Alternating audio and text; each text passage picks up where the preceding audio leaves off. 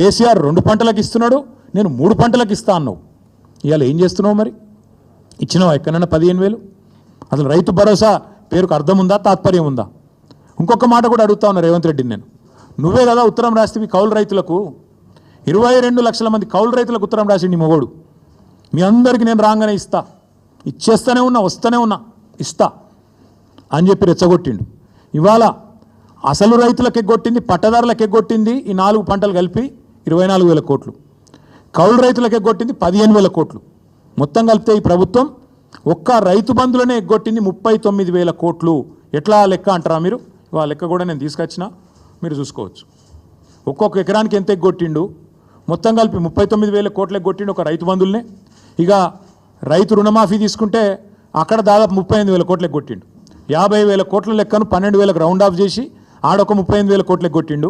రైతు బంధులో ఇంకో 39,000 కోట్లు ఎగ్గొట్టిండు. ఎట్లా అంటారా? 2023-24 రబీలో ఒక్కొక్క ఎకరానికి ఆనాడు 2,500 ఎగ్గొట్టిండు, 5,000 ఇచ్చి చేతులు దులుపుకున్నాడు. అప్పుడే ఎలక్షన్ అయిందన్నాడు. అప్పుడు కేసీఆర్ గారు పెట్టిన 7,500 కోట్లు ఇచ్చిండు. ఇచ్చి 2,500 ఎకరానికి అప్పుడే ఎగ్గొట్టిండు. తర్వాత ఒక పంట అయితే మొత్తానికి ఎగ్గొట్టిండు. ఎందుకంటే కేసీఆర్ ఏమో నాట్లు వచ్చినప్పుడు వేసేది, నాట్లు వేసేటప్పుడు రైతు బంధు వేసేది, ఈయన ఓట్లు వేసేటప్పుడే వేస్తాడు, తర్వాత వేయడు. మా రైతు సోదరులకు నేను చెప్తున్నా, మళ్ళీ ఓట్లు దాటినాయంటే తర్వాత రైతు బంధు ఉండదు. దానికి రైతు బంధుకు రామ్ మర్చిపోండి. రేవంత్ రెడ్డి గారి ప్రభుత్వం రైతు బంధును ఎగ్గొడుతుంది, ఏదో ఒకటి చెప్పి తప్పించుకుంటుంది. ఈ 2024-25లో ఆనాడు మొత్తం 23-24 వానాకాలంలో రబీల్నేమో 5,000 ఇచ్చిండు, మొత్తం 23-24 వానాకాలం ఏమో మొత్తానికి ఎగ్గొట్టిండు 7,500. అటెనక 2024-25 దానిలో కూడా మొత్తం ఎగ్గొట్టిండు 7,500. మొన్న మళ్ళీ 1,500. అంటే మొత్తం కలిపితే ఒక్కొక్క ఎకరానికి 19,000 బాకీ రేవంత్ రెడ్డి ప్రభుత్వం ఒక రైతు బంధుకి. అంటే మొత్తం కలిపితే 1,52,00,000 ఎకరాలకు తీస్తే లెక్క మొత్తం కలిపి ఇప్పుడు నేను చెప్పిన 39,000 కోట్ల రూపాయలు ఎగ్గొట్టింది కాంగ్రెస్ ప్రభుత్వం. టోటల్గా అన్నదాతకు సున్నం పెట్టింది కాంగ్రెస్ ప్రభుత్వం. అట్లాగే ఇక ఆయన చెప్పిన మాటలు, ఎవరు రాహుల్ గాంధీ రుణమాఫీ అన్నాడు, ఏకకాలంలో చేస్తామన్నాడు, డైలాగులు తొడలు కొట్టుడు, మెడలు కొట్టుడు, ఉరుకుని తెచ్చుకోండి, నేను వస్తూనే ఉన్నా, వేస్తూనే ఉన్నా అన్నాడు. 49,500 కోట్లను కుదించి కేవలం దాన్ని రౌండ్ ఆఫ్ చేసి ఆఖరికి ఇలా 20,000 కోట్లు చేసినామని బయట చెప్తారు. నిజానికి ఇచ్చింది మాత్రం ఇప్పటికి 12,000 కోట్లు మాత్రమే. అక్కడ ఎగ్గొట్టిండు. అట్లే రైతు కూలీలకు మోసం, 500 బోనస్ అని అక్కడ మోసం, కౌలుదారులకు మోసం, ఆఖరికి పంటలు కొనక అది కూడా మోసం. కొంటే బోనస్ ఇవ్వాలి కదా, మొదలు వడ్లన్నిటికి ఇస్తామన్నారు, దొడ్డు వడ్లకు బోనస్ అని చెప్పిండ్రు. కానీ ఆఖరికి ఏం చేసిండ్రు, సన్న వడ్లకు అన్నారు. ఆ సన్న వడ్లకు కూడా ఇవ్వలేదు.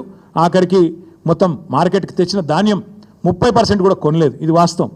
ఇక చెప్తా పోతే చాలా ఉన్నాయి, కానీ నేను ఒకటే చెప్పేది, ఇట్లా ఎన్నో రకాలుగా ఈ రైతులను మోసం చేసి ఈరోజు రాష్ట్రంలో ఉండే నిరుద్యోగులు ఇంకా పెద్ద జోకు, 60,000 తలకాయలు లెక్క పెడతారటిన మందికి పుట్టిన బిడ్డలు మా బిడ్డలు అని చెప్పుకునే బాపతు. కేసీఆర్ గారు ఇచ్చిన ఉద్యోగాలు, కేసీఆర్ గారి ప్రభుత్వంలో ప్రారంభమైన నియామకాలు, నీ టైంకి వచ్చే వరకు కాగితం ఇచ్చే మోకా నీకు దొరికితే దాన్ని పట్టుకొని నేను ఇచ్చిన ఉద్యోగాలంటే సిగ్గుందా అని అడుగుతా ఉన్నాం. వస్తావా అశోక్ నగర్కి చర్చకి? అశోక్ నగర్లో పెడదామా, వస్తావా?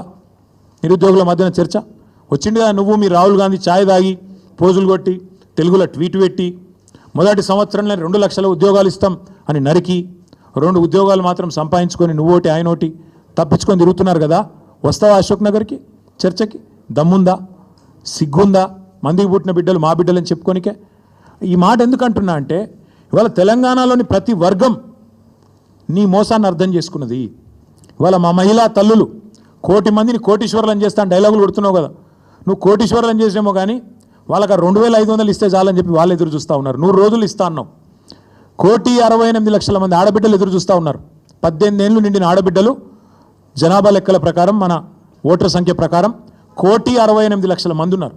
వాళ్ళందరూ ఎదురు చూస్తున్నారు, ఎప్పుడు వస్తుంది 2,500 మహాలక్ష్మి అని. మా తమ్ముళ్ళు ఎదురు చూస్తున్నారు, మా చెల్లెలు ఎదురు చూస్తున్నారు. నువ్వు ఇస్తానన్న స్కూటీలేవి, నువ్వు ఇస్తానన్న నిరుద్యోగ భృతి ఏది, నువ్వు సంవత్సరంలో నింపుతానన్న 2 లక్షల ఉద్యోగాలు ఏవి, వాళ్ళు ఎదురు చూస్తూ ఉన్నారు. రైతులు ఎదురు చూస్తున్నారు, ఎప్పుడు ఇస్తాడు, ఎప్పుడు చేస్తాడు సంపూర్ణ రుణమాఫీ, ఎప్పుడు ఇస్తాడు 15,000 రైతు బంధు అని. అట్లాగే మా పెద్ద మనుషులు ఎదురు చూస్తున్నారు 4,000 పెన్షన్ ఏమాయని. ఇట్లా ప్రతి వర్గాన్ని మోసం చేసి ఇంకా బుకాయించుకుంటూనే బతుకుతా అంటే నడవదు రేవంత్ రెడ్డి గారు. అందరికీ అన్ని విషయాలు తెలిసిపోయినాయి. అందుకే నీ సవాల్ నేను స్వీకరిస్తున్నా. నీకు దమ్ముంటే నీ మాట మీద నిలబడే మనిషివే అయితే ప్లేస్ నువ్వు డిసైడ్ చేయి, డేట్ నువ్వు డిసైడ్ చేయి. ఈ 3 రోజుల్లో తప్పించుకునే ప్రయత్నం చేస్తావు కాబట్టి, నువ్వు మాట మీద నిలబడే మనిషివి కాదు కాబట్టే నేను ఒకటి ప్రతిపాదిస్తున్నా. నువ్వు ఈ 3 రోజుల్లో నువ్వు చెప్తేనేమో నువ్వు 7కి రమ్మంటే ఆడికి వస్తా. దబ్బన కాదంటే 8 తారీఖు నాడు ప్రెస్ క్లబ్లో 11 o'clock మేమందరం వస్తాం, మా బృందం వస్తాం. మేము మీలాగా మందం తీసుకొని రాము. మేము ఓన్లీ మా లెజిస్లేటర్లు, మా సీనియర్ నాయకులు 10-15 మంది వస్తాం. బ్రహ్మాండంగా అంత సావధానంగా మీరు ఏది కావాలంటే సాకల్యంగా చర్చిద్దాం. మేమేం చేసినాం, మీరేం